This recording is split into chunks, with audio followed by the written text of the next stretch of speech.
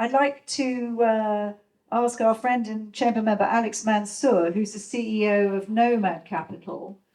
His business is property in Portugal, and we've asked him just to evaluate some of the real estate investments in Portugal. So you've got a clue what you should be looking for in Lisbon, Porto, and the Algarve. Alex. Thank you.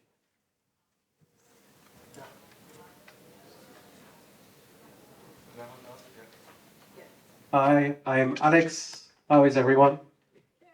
So I have a bunch of fancy slides behind me and that have been prepared by my team. I'm wondering if we shouldn't make this a bit more dynamic, right? Like wake people up, because going to Portugal is great. I've been there 6 years. It's the best decision I've ever done. I'll be Portuguese by next year when we speak again here. And yeah, it was fantastic. I'm 36 years old. I've lived all around the world, and Portugal is the first place where I feel home and where I'm just not feeling like going somewhere else. So today, I don't know if we should do it like that. I have questions. I want you to cut me off, ask questions.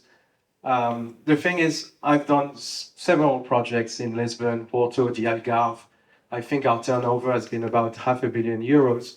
And basically, I don't have a crystal ball, but I know how to evaluate a property investment. I think that we've done pretty well. We do mistakes like we do in everything, but we've done pretty well for ourselves in the last 5 years. And I'd like to learn more about you guys. I'd like to see if I can be helpful. The fact is that for the long-term future of Portugal, the more people move there, the more people invest there, the better it is for all of us in Portugal. So how many people here are actually looking for a vacation home? You can raise your hand. None? 1, 2. How many are looking to move there permanently? Wow, that's absolutely great. That same question 3 years ago wasn't like that. Like, I know COVID was a disaster, but I believe that the best thing that ever happened to Portugal was COVID, because never as many people have moved to Portugal, even from an entrepreneurial standpoint. I arrived there 6 years ago, and there was a lot of retirees, mostly from Britain and France, but now I'm seeing people in the crypto space. I'm seeing people that are looking at renewable energies, at vertical farming, at so many different industries, as young as 25 years old, that are coming there to build a business. And that's just amazing. How many are looking at the Golden Visa program as an option? Yeah. Second largest market now in the UK, which is just incredible. So, I mean, let's just go through a few of those, because I think it's important just in terms of the hospitality. When we look at the increase between last year and this year, the occupancy rates, which are at 93%, I'm seeing Algarve being the top region right now. If you look at California, just for a second, I like to compare Portugal with California because I'm seeing Lisbon a bit like the San Francisco of Europe and the Algarve a bit like the Los Angeles. I've been living 5 years in those 6 years in Lisbon, and it's going to be my second year living in the Algarve now. And I wake up in the morning, I'm in a house instead of an apartment. And now we're going to move into residential projects with hotel services. I have nature. I go to the office in my car, there's no traffic. Then I have lunch with some friends, and then in the afternoon I'm back at work. There's some clients coming to our showrooms, and it's a very informal approach to doing business, which I love. Then after work, I go to another friend in another house, and we just see the sunset, and I just love it. Like, I'm having lunch in January outside, okay? So basically, when I look at the prices increase, I think that real estate is a great hedge to inflation. It's a great way to allocate some resources. There's a lot of instability with the British pound right now, which I think makes sense to allocate some of those investments into the Eurozone as well. But the property prices increased in the second quarter by above 7%. Okay, so is it meeting the inflation? I'm not sure, but if you have a long-term vision to investing in real estate, then it will just level out. Okay, do not keep your funds in cash right now. I don't think it's a smart way of doing things. Again, I'm all in the Algarve. This is where we are doing most of our projects right now, and in Porto as well, because I see Lisbon as a very exciting market. Of course, the highest demand is there, but finding for us project with the right margin is very difficult. So it makes it difficult for us to propose to our clients projects which are at a price which works for us. So that's why right now we are staying a bit away. So all of the Algarve and in Porto. I love Porto too because it's the cultural capital. The largest trading partner of Porto is the UK. There's this very long-term relationship between the two locations, which make it very attractive also. Right now, for us, our main bread and butter, where we really spend most of attention, is on branded residences, and there's a big reason for that. Like those residences, they have a brand, so people know what to expect. They usually have these hotel services, and also the properties are maintained when the owner is not there. So having that peace of mind for buyers which do not typically want to spend the entire year there, they want to have the flexibility, they want to know it's taken care of. In some instances, they like knowing that there's some rental income that can come from the property.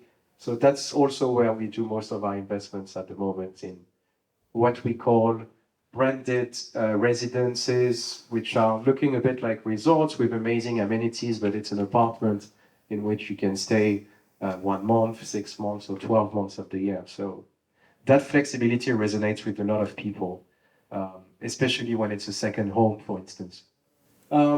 So, I mean, in terms of Portugal as a destination, I think you've been seeing from the other panels a lot of things, but what really resonated with me to moving to Portugal was the ease of doing business. It takes 10 minutes to open a company. The fact that there are low interest rates, so basically bank partners were an attractive value proposal for us as an investor in Portugal. No restriction on foreign ownership. The fact that with the NHR program, I'm almost exempted from taxation from 10 years. And now the government of Portugal is proposing to renew an additional 10 years for those early NHR, which is super attractive. No inheritance tax. Of course, there's always minuses which people never talk about. Like, there's a high taxes on capital gains. Like, it's very difficult to invest in a property which has tenants because getting them out is tough. And of course, the economy is heavily relying on tourism, although this is changing. And that's why I always put a lot of attention on people that are looking to move there full time, because again, those future residents, they guarantee the long-term viability of Portugal as a market. So the more people and friends and people around you bring along with you, the better it is for us all in the future. So we've discussed Lisbon just in the previous panel, but I mean, there is a lot of benefits to Lisbon. It's a year-round destination. It's super well connected. Do you have people now that are moving from all around the world, and it's becoming this tech and startup hub, just like Berlin is a little bit. And this is more and more true every single day. And of course, the worldwide flight connectivity. So Lisbon has a lot of benefits if you're willing to put in the extra euros in the investment. In terms of Porto, again, as I mentioned earlier, historical city, it's kind of the cultural hub. Porto has the benefit of being about 30 to 35% cheaper than Lisbon. The weather is not as nice, but you've got the Douro Valley an hour away, which is like absolutely incredible. And you've got the World of Wine, which is the second largest wine destination after Bordeaux. Quite incredible. It's one of the chamber members also that was the main investor into that project. Adrian Bridge, who is, in my opinion, one of the most inspiring entrepreneurs in Portugal at the moment. But of course, it's a bit underdeveloped. It's a small town. And, you have to give it some time and have a bit of a vision in the long term. But what is, in my opinion, the biggest winner in the last couple of years is the Algarve. Really, again, the beaches are amazing, and there is this new crowd of young entrepreneurs moving there, especially in the crypto space. There's Crypto Beach now in the Algarve. So every Friday, you've got a very young audience of millennials that are just meeting there and talking about the future of the new text that we see in the news every single day. There's also for new businesses a lot of potential. It's still a lot of things to do in lifestyle-related ventures. So if anyone is looking to do import or exports of services or products, the Algarve is a great destination because demand is high, supply is quite low. So it makes sense to invest there. And and I think that's pretty much it. Then in terms of the golden visa numbers, I mean, you've probably seen it. I think the most notable thing is really to see the UK as number 2 now, which is quite incredible. And the fact also regarding the Algarve that the golden visa is still qualifying in some of the areas for any residential and for projects which have touristic operations like apart-hotels, touristic apartments, which are actually most of the projects, the large projects, you can also get the golden visa. And also because the Algarve is the largest region of Portugal, while the density of population is low compared to its size, so you actually qualify for a reduced 20% compared to the minimum for the golden visa. So instead of 500,000, it's 400,000, and that's something that not a lot of people know. And that's it. So any questions, come to see me next door. And again, I want to help everyone move there. So whatever I can do to help, let me know.